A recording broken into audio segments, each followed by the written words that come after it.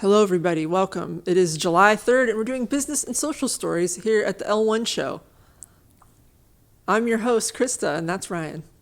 Wendell's missing. Wendell, He's not MIA. missing. Well, we know where he is. We know where he is. He'll be back. You'd probably rather be here. Yeah. Let's get some collapse news. I know you love the collapse news. But Krista. collapse news is always tough. One thing that is collapsing that we know are car prices, which is a good thing for the consumer, but a bad thing if you invested in this early. Used EV price crash keeps getting deeper with premium brand idea history.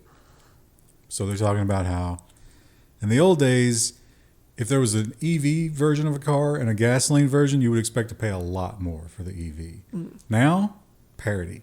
Because people are no longer entranced by the hot new stuff that EVs are. And the people that bought early have lost all of that value. So, I kind of don't. That's not the worst thing in the world. If I ever wanted an EV, now I could actually attain one. but then they're also saying that hybrid is king. Yeah. Everybody wants hybrid. That makes sense to me. That's kind of the best of both worlds, right? When's the last time you watched a DVD? Probably like a year ago. Maybe not a year ago. Like a few months ago, because I was sick and I wanted to watch Signs, and I have it on DVD. That's pretty recent. Yeah. I actually keep physical media to some extent. Well, not very many people do, and that's why this company is having such a tough time. Redbox fails to pay $4 million to NBCUniversal as it fires its board. So, the name of the holding company here is Chicken Soup for the Soul. Remember those books? Yeah. Reader's Digest and Chicken Soup. That was like your bathroom reading. I guess that those things made enough money that they started acquiring other brands. Wow. And they bought Redbox from NBC with debt, and they needed to pay certain amounts, and they missed a payment. So one of the major shareholders has control. He's fired everybody else, and I guess they're going to try to restructure. Chicken Soup. You got to think are they ever going to make money after this? I don't know. I feel like in rural areas, Redbox is still a big thing. Like there's always one outside of a Dollar General. But how about now that Netflix has gone ad supported? So it's way cheaper. The thing is, where we live, like the internet is not always super reliable.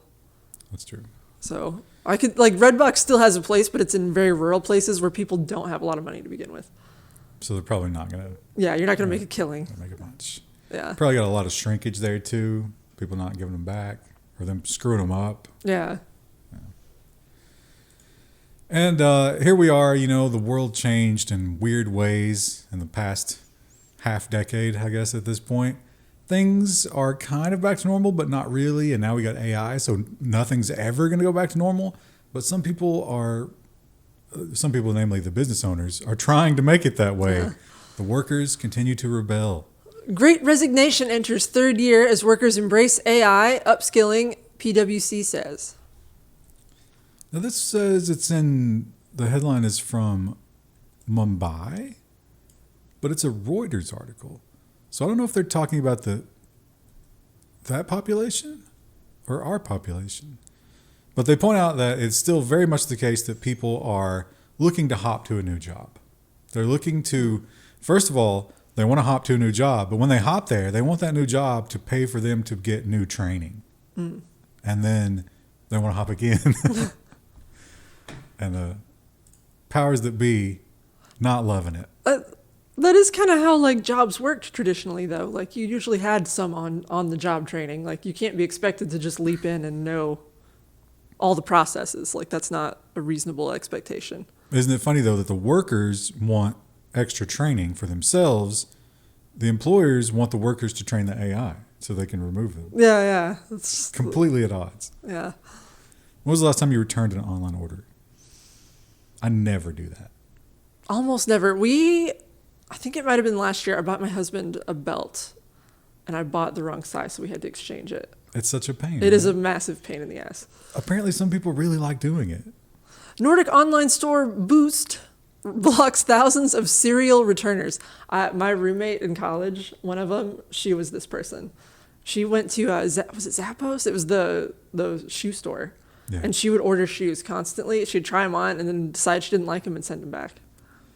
To me, that's a convenient service, But then, aren't you just telling me that my clothing that you're selling me could have been worn by someone else previously? Yes. I don't like that. Yeah. I mean, I guess that's how it works in store, too. I mean, people try on clothes at the store. Yeah, that's true. So this was 60,000 people that they identified as being problematic with returns. And they say that it's going to save them millions and millions of dollars. Like, how much returning were these people actually doing? I'm just thinking about my roommate. She'd literally have these shoes. Like, she'd be really excited. She'd get them. They're like, I don't like them. And immediately send them back. I wonder how much of that is, right? Because a lot of people get addicted to buying things online. Mm-hmm. You get that endorphin hit. It's like, oh, that's cool. And then are they just taking advantage of that? And then when they get it, they're like, I can't afford this. Yeah. I don't even think it was that for her. It was literally just like, I think it was like the joy of looking forward to something. Like, she did actually need a pair of shoes, but I remember her doing that for like a month straight, just like ordering a pair of shoes, trying them on, not liking them, and sending them back. That's kind of one. Do you think she was doing that consciously though, or? We did. We ended up talking to her about it. We were like, why are you ordering shoes so much, Sadie? And she's like, I just can't find the pair I like. You're going to throw her name out there, huh? I don't think she watches this program, but if she does, hi, Sadie. And one thing that we're seeing a lot of is that, because corporations and government are so tightly married at this point, when one does something that people don't like, the other one kind of goes along with it. And the pushback sometimes can be applied to both. Activists disrupt Amazon conference over $1.2 billion contract with Israel. So Amazon's part of that whole lockdown, top-down control situation they got over there. And it is horrible and Orwellian and probably in use here, and we don't know about it yet. And so a lot of people are saying, we don't want to do business with you. We don't want you to do business at all if you're going to be part of this. Which I don't necessarily disagree with. And it's interesting because Amazon, one of the constant stories that keeps coming back around is that the warehouses might not be the safest. Amazon insists they are completely normal in terms of number of incidents and injuries. Which is demonstrably not true. But no, we're just like everybody else, Krista. People don't get hurt. And when they do get hurt here, we have this beautiful thing called AmCare, which is you can come and you can get your medical treatment right here in the warehouse. Go right back to your job. Company store. It's been hell. Injured Amazon workers turned to GoFundMe to pay bills. Now, to be fair, the turning to GoFundMe is not something that's unique to Amazon. That's all over the U.S. because our healthcare is atrocious. And it could be opportunistic. Somebody just trying to get money. Mm-hmm. But we do see this story over and over. And this guy laid out his experience of he was loading a truck. A table fell on his head. And he went to AmCare, and they gave him like a pain pill and a bottle of water. That's like when you were in high school and it'd be like, I'm vomiting, I'm dying, and the nurse would just give you like a lollipop and be like, go back to class. And so he points out that, and it was just one guy, but this guy's story, he went to an urgent care, not even a hospital at this point, right? Because if you're an Amazon worker, you can't afford that. And then he was out of work. And well, first they put him on like desk duty, but Amazon has like, the managers who are there to crack the whip, make sure that you're working. And he said that while he was on the desk duty, like 50 times a day, a manager would come by, just different managers, and they'd be like, why are you sitting down? What are you doing here? And he would have to explain himself every time. And eventually I think they got rid of him. I'm just bewildered by the state of everything. And here is an indicator of how bad things are in terms of the consumer. And probably this has a lot to do with that VR headset that no one bought. Apple pauses work on planned North Carolina campus. Look at me reading a headline from Mac Rumors at this distance. Not even got my new glasses yet. Oh, I was going to say, is that the new glasses? No, I got to go pick them up this weekend. So look at that sweet piece of property they've got there. Gosh, you could put so much farmland out there. That's illegal. Well, they're not going to do anything with it yet. Think of the dirt bike tracks. Think of the junky old cars you could pile on that pile of land. I know this is one of two pronunciations, but I can never remember which one it is. It's Ontario. I'm just going to start saying Ontario. Like me with what was the severity. It's not even close to how it's pronounced. It's a dark day if you are a young, science-minded child in Ontario. Ontario Science Centre to close immediately, says the province. So if you wanted to do if you're a nerdy kid and you want to go on a science summer camp, whatever, this is where you're going to go. They had all kind of cool stuff. Problem is this was built in the 60s. And in the 60s, they were like, oh, guys, we got this cool, lightweight, super amazing concrete. Well, it doesn't hold up. And the roof is collapsing. And instead of investing in that, which is a nice outreach thing for the community, they're just closing the doors. But there's a little bit of a twist because some people say it wouldn't be that big a deal to fix it. And instead of fixing it, they're going to move it to another location. Now, here's the twist. Is Rob or Doug Ford the one that's still alive?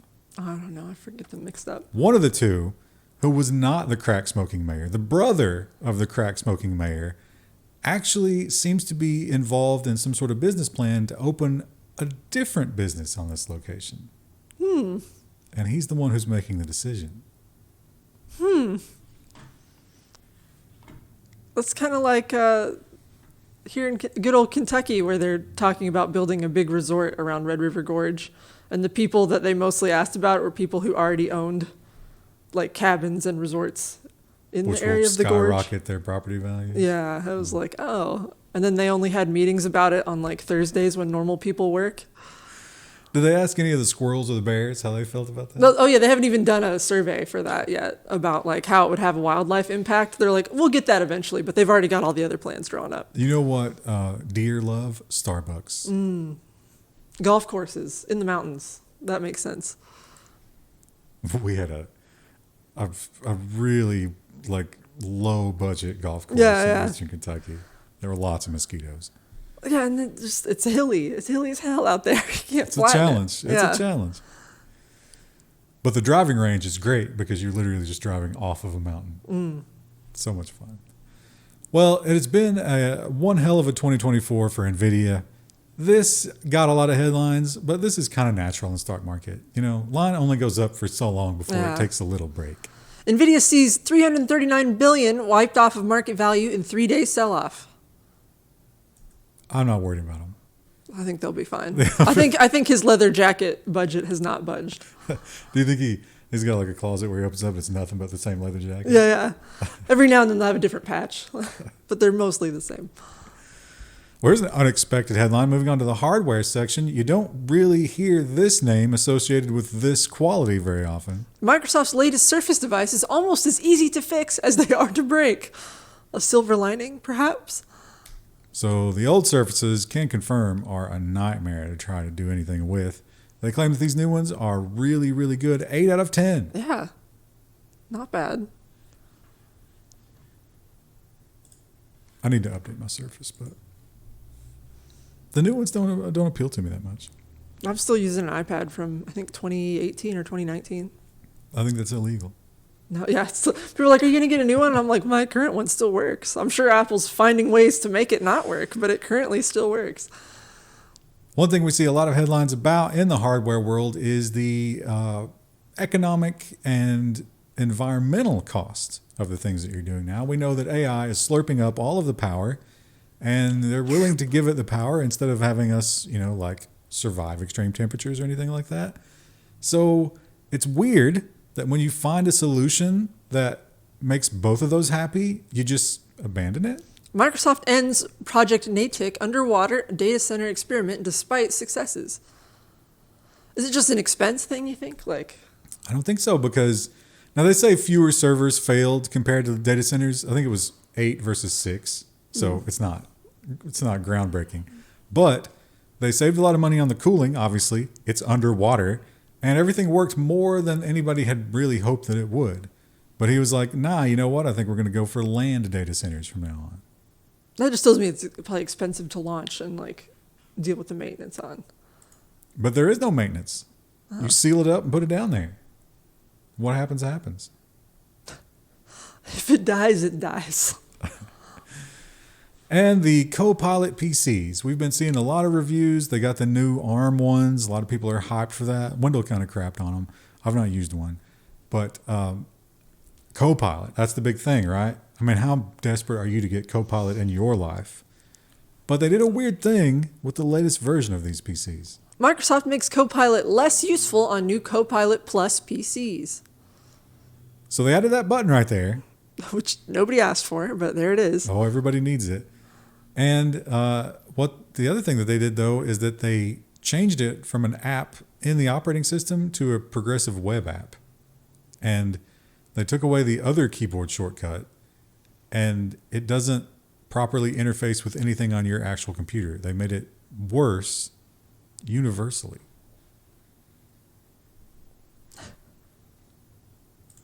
I don't know why they did that. Just Microsoft's MO at this point, it feels like. And I was expecting to get Windows' take on this one.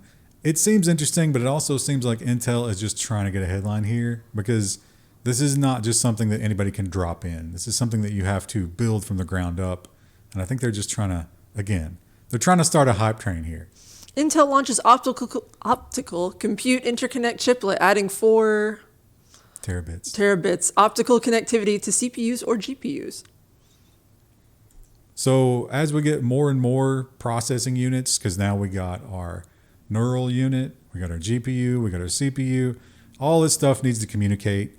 And those old electrical impulses, forget that. We need optical interconnectivity, according to Intel. And they are looking to be the first to give us that. Looks great. We'll see. Low power. That's good. And the framework laptop, probably due to decisions that Microsoft and Apple are making right now, seems to be gaining quite a bit in popularity, and they are just going to keep getting weirder and weirder with it. Framework Laptop 13 is getting a drop-in RISC-V mainboard option. So if you want to be really hipster, cutting edge, I bet people who have RISC-V in a framework laptop are the kind of people who are just looking to tell you that. Like any inroad in the conversation is, I actually use a RISC-V on my framework laptop. You can tell by the sticker that I have on it. See how shiny it is? It doesn't really do a whole lot yet. This is for extreme experimentation. Again, the hipsters who want to develop on it and stuff like that. But it's cool. It's nice to have options. And I don't know how I feel about this one, because I don't like this. Now Walmart is the first big name here. They didn't put them in the headline, but they are the ones that are going to do this first. They have pledged, now how much weight can we put on a Walmart pledge? They have pledged that there will be They pledge low prices, right? They've pledged no surge pricing. But this is surge pricing is exactly what this will let you do. A supermarket trip may soon look different thanks to electronic shelf labels. Another story was like, we might raise the prices on things like ice and ice cream when it's hot, and this lets us do it faster. Now, Walmart didn't say that. That was Phil Lampert, who was an industry guy. What was his job title? I don't remember. Industry analyst. Yeah, if it's hot outside, we can raise the price of water and ice cream. Why would you say that? Someone who says that unironically should be dragged into the street and pelted with garbage. In Minecraft. In Minecraft. Pelted with garbage IRL. That's not the worst thing you could be doing to him. Now, the Walmart system will have the capability to update every 10 minutes. But they assure us they are not going to use that against us. I mean, in theory, I don't hate it because, changing the price tags is an annoying job. And, when I worked at a grocery store, that was a job that was done every Sunday because that's when the new ads would roll out. And so everyone would have to, rush around the store to change them to make sure everything matched up. But they're not going to use that for that use case. It's literally so they can change the prices on stuff. Well, they are going to use it for that use case, which means that they won't need those employees, right? Yeah, I guess, yeah. There's that. But I'm more concerned about this will let us change the prices on things super quickly so that way we can price gouge. Blech. Well, they've said they're not going to do that. I don't trust that, no. I see a future where you walk into a Walmart or any store and you're kind of droopy and you're sneezing and you're coughing and they're like, oh, raise the cold medicine. Yeah. Or maybe you're duck walking, you're having trouble and it's like, oh, raise the Imodium. And it's like, no, they're just sandwalking to avoid the AI detection. And the Tesla Cybertruck. Now, you might be thinking, hey, this is the same story you did last week. No, it's a new one. And that's 3 recalls for Tesla Cybertruck in as many months. The motor on the Oops. windshield wiper fails. The windshield wipers. The part of the trim just falls off. Apparently, the adhesive does not adhere at all. And do you remember the first one? I don't remember. The first one I thought, wasn't it like the pedal sticking? Oh, right. The gas pedal. No, it didn't stick. It fell off. Oh, okay. Well, either way, not great because that's very important to the function of the vehicle. Accelerator pedal, it's not the gas pedal. Oh, I'm sorry. And windshield wiper, 2 critical components of a truck. Yeah. Definitely. When you go to get But remember, you're not supposed to take your Cybertruck out in the rain because it rusts. That's right. So, I mean, really, do you need the windshield wipers? It was your fault, ultimately. And here's a weird one that we don't usually see because, again, the EV market seems to be cratering, but one company still believes in it. Volkswagen's $5 billion investment in Rivian boosts EV maker shares. They're going to share technology, both software and battery technology. So apparently Volkswagen looked at what they had and they were like, we got nothing. We're going to have to buy something. And they did. And good news, if you're an Apple user over there in the EU, you won't be getting AI, but you will be getting this. Apple expands self-service repair diagnostics support to Europe. This should be an app that you download that everybody gets no matter what. That Apple maybe doesn't even run. Like I'm sure a third party would do a better job at this. But if you were to replace your screen, for example, maybe something's not working right, see what the codes are. Kind of like the onboard diagnostics on a car. Yeah. Up until this point, you weren't allowed to look at that. And some of these people who are horribly injured at Amazon and then removed or crushed under debt, that might be what has led to this. How the Teamsters and a homegrown union plan to take on Amazon. It's interesting. So you got the Amazon union people who voted to start their own thing, ALU, Amazon Labor Union. Yeah. But there's a schism in the ALU. Some people want to go Teamsters. Some people don't trust the Teamsters. So then those two are going to have a vote for control. It's all very convoluted. The union is supposed to be united. Otherwise, you'll never get anything out of Amazon. But yeah, well, I don't know what I would do. What would you do if you were an Amazon worker? Look for other employment. But there's not a lot of options, depending on where you are. Not only are there not a lot of options, but every day more robots are taking those jobs. Yeah.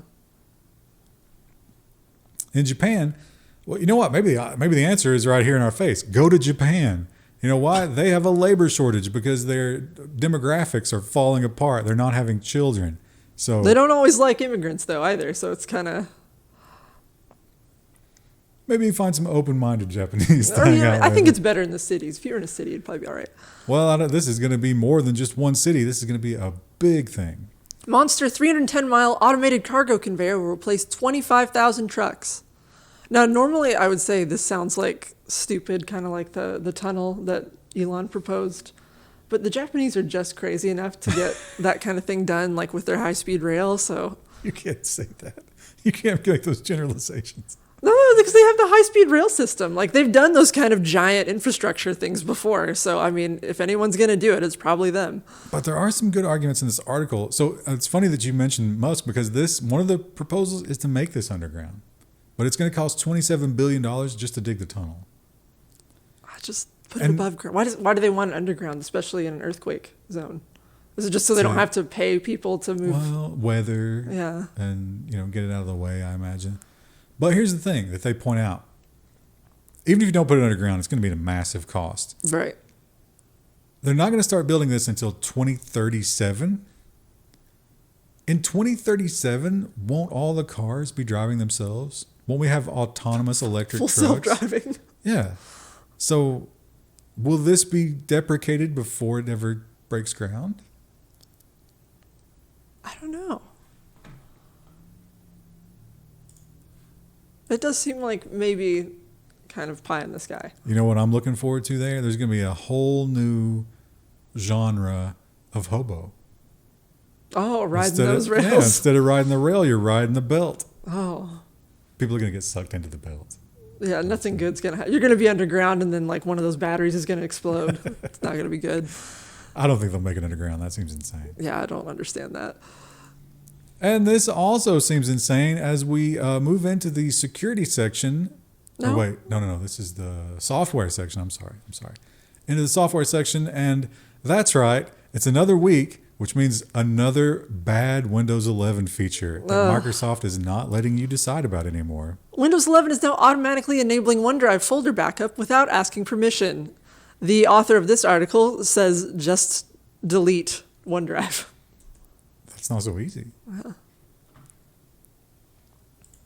I don't want anything to do with OneDrive. I also don't want anything to do. You know what I hate is the Adobe suite now when you go to save. Like, if you hit Control S, it doesn't automatically like take you to like a network drive or something on your computer. It will try to get you to save to the cloud first. Like Apple. Yeah, I hate that. That's the entire Apple. Every operating system Apple has is like that. I hate that. Oh, so do The I. Adobe suite is doing it. And I hate this. Now, I am on a local account on my Windows 10. I've not upgraded to 11 yet, but I have Xbox Game Pass, so they know. They've got the account. They're probably just doing everything on the online account and letting me believe that I'm working locally. But even that, no more. Microsoft account to local account conversion guide erased from official Windows 11 guide. Instructions redacted earlier this week. So if you don't know, there is a way to have a local account on Windows 11. If you've ever installed Windows 11, we could pardon you for not believing that because they make it nearly impossible. I believe you have to unplug the internet for a certain amount of time to make that work. But there also is a way to convert, once you have an online account, back to a local if you just wanted to get through it. But they're not going to show you how to do that anymore. And I'm sure it's being removed. And all of the search results about that scrubbed from the internet. And the EU politicians will get some money out of them for it, but not as much as they'll make by forcing you into it. A lot of sirens today. I don't think they can hear that on our mics, but it's like the fourth one, yeah. It's nothing good. Probably some heat strokes. Some bad stuff happening. And some bad stuff's happening in New York City because, if you'll recall, New York City voted to change the minimum wage and the way that gig workers, specifically taxi drivers like Uber and Lyft, got paid. Which means that if you're out there looking for a job and you say, hey, Uber, I'm ready for work, Uber has to pay you a certain hourly rate just for being available. Because you being an available taxi is valuable to them, right? Yeah, I mean, that makes sense to me. You're on the clock, quote unquote. Doesn't make sense to them. Uber is locking out NYC drivers mid-shift to lower minimum pay. This is such like cutting off your nose to spite your face because you know that's going to make your service worse. Because what if you have an unexpected surge of demand and then it's like, well, all the drivers are just not going to look at their app now because they've been locked out for an hour. Oh, but then you use surge pricing. So they actually might prefer that. You're underestimating how awful these people are. So they interviewed this one guy, and it's one guy, who knows, but he says he was making $300 to $350 a day working 10 hours. And now, because every third or fourth hour he gets cut off for some unknown amount of time, he's now making about $170 a day. They're very good. There's an algorithm somewhere running the cutoffs to minimize the pay to the workers. I mean, it's literally a robot trying to destroy your livelihood in real time. That's where we are. How long before the Congress critters get hold of that? Or do you think they'll just, whatever, they've got other stuff going on? It's hard to say. I think we are about to swing pretty hard into a corporate-friendly government. Ugh. Like really hard. And not corporate-friendly. I mean, they're all corporate-friendly, but A different brand, yeah. The current brand of corporate-friendly was not friendly to that company. The next one it might be. Now, Krista, as a designer, what are your feelings on Infinite Scroll? I don't love it. I like having a footer, but I don't know. This doesn't really affect me. I'm sure their data backs this up as well. I like having pagination because then you can go back to a specific spot. Yeah, that is definitely preferable. It's always made the most sense to me. Google dropping continuous scroll in search results. I wonder if this is more like we can serve more ads and less to do with the user preference. The old I like that they had to explain. Google. They were like, this is what it used to look like. And I was like, was it really that long ago? Like, do people not know what pagination is? But I don't remember last week. yeah, I mean, yeah, same. What did I eat this morning? I couldn't tell you. Well, how about this? Do you remember what it used to be like to watch TV? Miserable, because sometimes I go home to visit my mom, and my mom still has cable, and it's miserable. Well, people, I don't think are going to forget that because guess what? We've come full circle. Streaming Execs thinks TV's future looks a lot like its past, with lots of ads and tiered plans, and you need to pay for each individual channel. Well, actually, that's the opposite of what we used to have. People begged for Oh, yeah, that. you bundled, yeah. So, but we're getting back to that. Yeah. And like you say, the ads and the rolling shows out on a schedule rather than just like, here's the show, watch it on your own time. We're going back to that. Everything we loved about streaming is being stripped away. And then the streaming itself also being stripped away. The big streamers have been cutting their original content output. Yeah, this was another thing that was mentioned even in the previous article, was that they cut original content, and then the content they do produce is usually much more like formulaic. They don't take as many big swings on new flagship And it's going to be AI generated. I'm sure, yeah. Very soon. So all of that should save the consumer a lot of money, right? I mean, it stands to reason. You'd think. Paramount Plus is hiking subscription prices again by $1. I think it'll be $7.99 now. Which, who pays for Paramount Plus? Does anybody? I don't Somebody know anybody does. who wants it. They're successful. I guess, I don't pay for any. I guess we technically have Prime, but we didn't ask for Prime streaming. We do it for the shipping. I never watch anything on Prime. No, it's the same. But I really don't watch any modern TV, so that doesn't really mean much. And when you get something for free, you often will get it for a limited time before they say, nah, we want you to start paying for this. And if you don't, we're going to actually just start tearing it down. Slack will begin deleting older content from free workspaces. I think it's a year? 1 year. Yeah. So if you're using Slack at work, you're using the free version, you want to go back and look at your meeting notes from 2 years ago, not going to be there anymore. Unless you pay. But even if you pay, it used to be that they wouldn't let you see it, but if you paid, it would still be there. Now it's not going to be there unless you have a paid plan. That kind of sucks. I don't use Slack really, but... Well, we use Teams, which is... We did a Slack for a little while here. Were you here for that? Did we use it here? I remember we have had I've used Slack for other clients, but I've never used it internally. Well, we all know that when it comes to software, the stuff in our car is not very good. I mean, those entertainment modules. Infotainment, They are slow and terrible. They have no features. Also, spying. Spying on literally everything that we do. Could we someday have a utopian system where we control the software on our car? Linux in your car. Red Hat's milestone collaboration with Exida. And if you're like me and you're like, what the hell is Exida? They're the people who basically rate software in cars and make sure that it's safe for highway use. Yeah, you can't just throw your own software on a car. So now they've been confirmed. Unfortunately, this will probably not be like an open source, beautiful thing for the consumer. They'll work with the OEMs. But it could be better than the trash that they have in there right now. And Mozilla has a tragic tale, which, like, the headline is bad, but then you start reading it and it gets worse. Mozilla is trying to push me out because I have cancer, CPO says in bombshell lawsuit. They took a medical leave for, I think it was like 4 or 5 months, and then they came back and they were like, we don't want you to be here anymore. But that's not the only thing. Mozilla made a bunch of changes to monetize and to move away from their, how they have that, like, they have the Mozilla Foundation and then they have Mozilla Software. One's a nonprofit. And so he was sort of like, hey, some of these decisions that you're making, I feel is cutting the legs out from under the nonprofit. Like, I don't think this is what Mozilla should be doing. And they were like, you have cancer, shut up. Which is a crazy thing to say, unironically, but... So they say that they question his ability to do his job now that he's sick and trying to push him out. So he's suing. It'll be interesting to see how that plays out. And Alexa, that's right. Siri might be dead, but Alexa will live forever.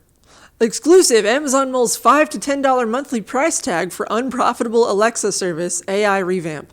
I don't know anybody who would pay for this. Even people who like their Alexas, I don't think they would pay $10 a month for it. This to me feels like a worse decision than the Apple VR headset. Yeah. No one wants this. I feel like Alexa isn't really even that exciting anymore. Like, it wasn't that, I didn't think it was that exciting when it first came out, but like nobody's that into it. I don't go over to someone's house and hear them say, Alexa, do X anymore. Although we did used to get a lot of people who complained. That's true. That we would trigger their Alexa. Alexa, buy jelly beans. I mean, right now, is Alexa still even functional right now? Didn't they? Yeah, I'm not sure. Let us know in the comments. Maybe if they do a big rebranding effort, maybe they're planning on really ramping up the marketing for it. Well, Amazon is going to be rebranding or actually introducing a new brand. If Amazon Basics wasn't basic enough for you. Yeah, this is baffling to me. Well, it's not baffling because we're all poor and people are desperate for low prices. Amazon plans to launch discount store in bid to fend off Temu and Shein. So yeah, it's going to kind of be like straight from China, Amazon edition. Except Amazon's already that. So like, well, I guess maybe I'm not in that position yet, but like, I would rather pay a little bit more and have something that's going to last me a while and that I don't have to rebuy in like 2 months. Apparently, these apps are very popular. Oh, yeah. So there's like a thing called like a Shine Haul where you just buy a ton of crap because it's all like $2 t-shirts and stuff. But then they fall apart, right? Yeah. That's how it's just wasteful. I don't understand it, but yeah, I mean, in an age where people are screaming about the environment, isn't that the worst possible thing we could be doing? I don't understand it, but... Well, Krista, have you played any of the Souls games? No, my husband and a couple of our friends have been very excited about the Elden Ring DLC, though. Has he been able to get through it? I don't know if they're fully through it yet. I know that they played it like all last weekend. Yeah, was it pretty good? Yeah, I mean, they love it. So I mean, I've tried Elden Ring. I liked it, but some people are really, really into it. My husband is one of those people. I kind of hop from game to game too much. Yeah. I couldn't stay committed to it. But people have strong opinions. Elden Ring Balance update makes the first half of the DLC easier so you don't have to be as good as games journalists. The comments on this article were insufferable. I don't know if you read them, but... Yeah, well, the VG247, I don't know what it is, paywall alternative, but he was salty because the game journalists these days have such a bad reputation. Because what was the game video where they were trying to play something? Was it like a Doom or something? And they were so bad at it. Was it The Verge that did that? Maybe. Well, the comments on this, the people were all like, it should be harder. And I was like, it's okay for things to not be the most hard thing imaginable. But I also don't hate the fact that a game company's like, nah, screw it. We're the hard game. Yeah. And you just deal with that. Like, there's so many games. Play a different one. That's true. But be careful when you're playing online.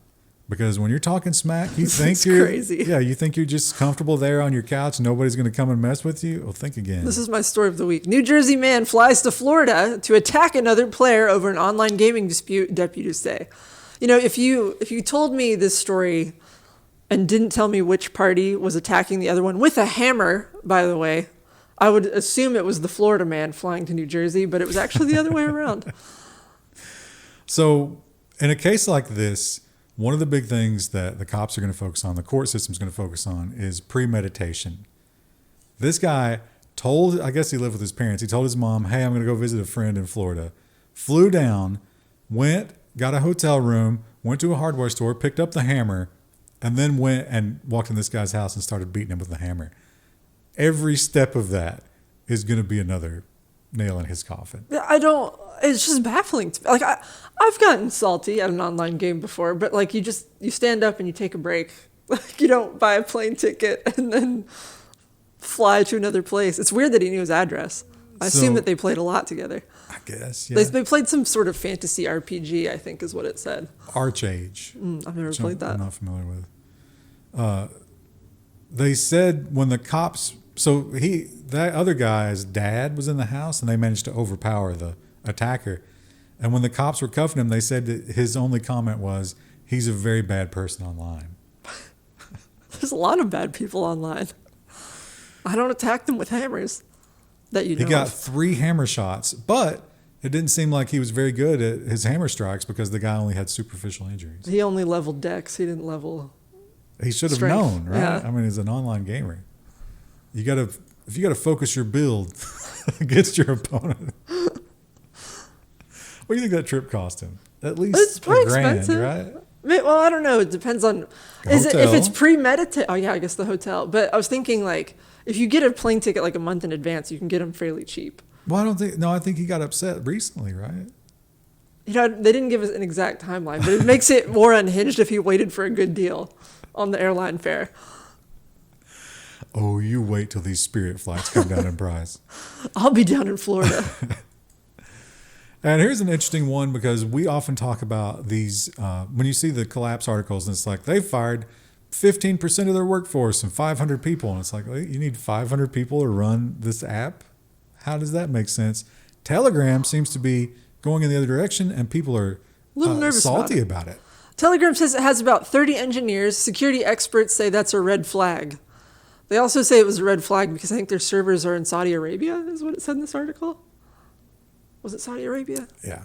It's one of those Middle Eastern countries. Yeah. And that, I think maybe reading between the lines here, it's just like, oh, we don't have control of this social media. This is one of those that we don't control and we don't like it. Kind of like TikTok. It's not any better or worse than all the others. We just don't control it. And the watermarking, we learned about Meta's watermarking efforts last week, which amounted to nothing. They accomplished nothing. And now, apparently, the stuff that they're rolling out is wrong a lot. Meta is tagging real photos as made with AI, say photographers. Like this one here is tagged with AI, even though it's just a picture. I think it's a soccer tournament. Now, incredibly, we're not seeing it, right? No, it's up at the top underneath the name. Yeah, made with AI. Yeah, I had to look for it too. I didn't see it at first. So this is not an embed. This is a screenshot. But apparently that only happens on mobile. Yeah, it's not desktop.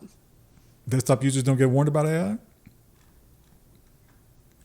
Different caliber of user. They just assume everything's AI. Do you know that man's name? Who? I can't read that from this here. guy right here. Well, his name's not printed. I'm like, you should know who he is. Oh, I don't know. It's no, basketball. you shouldn't know who he is. That's Larry Bird. And Apple is a bit of a... they're sleeping around in the AI world. I mean, they've been talking to ChatGPT. They're talking. They've been hanging out a lot on Facebook. Coffee dates. They've set their relationship status to it's complicated, but they're still fielding other offers.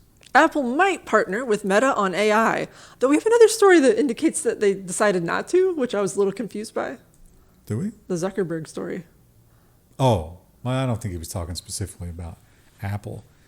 And so it seems like Apple is looking to have a lot of different options for your AI pleasure in their ecosystem. It's probably the smart way to play it, because then you don't have to pick a winner. And then you don't have to get the monopoly charges in the EU. That's a good point. And when one of them does something stupid and leaks everybody's data, you can be like, oh, we don't like them anymore. We're getting rid of them. We'll lock them out, yeah. And you still have AI on your platform. It's a smart play. Apple does a lot of smart things, even though they're evil. And Reddit, they are more and more taking the last bastion of actual humanity on the internet and locking it down. They're building the walled garden to try to keep the robots out. I don't think they're going to succeed. Reddit escalates its fight against AI bots.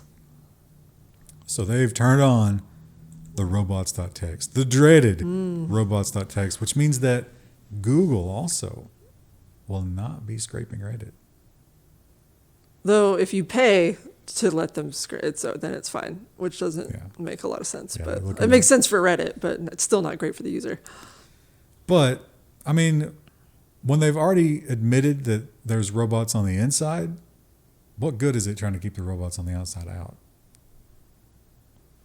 It's going to be a dark time. Reddit used to be one of the only places you could get. I mean, there's still niche communities where it's not so bad, but like so much of it is just bot content, reposts, and karma farming bots. You know where you'll never find bot content? Right here. Every horror you see here it may feel AI generated, but it's 100% organic. For sure, some of these stories are AI generated. Oh, yeah, absolutely. But we'll try to figure that out if we can and spot it and tell you about it. We're always looking for Kyle, his name and the author byline. I wonder if he's made it out unscathed. That's true. His job is at risk. Yeah. I mean, probably all of ours are. Anyway, we'll see you guys in the next episode. Bye.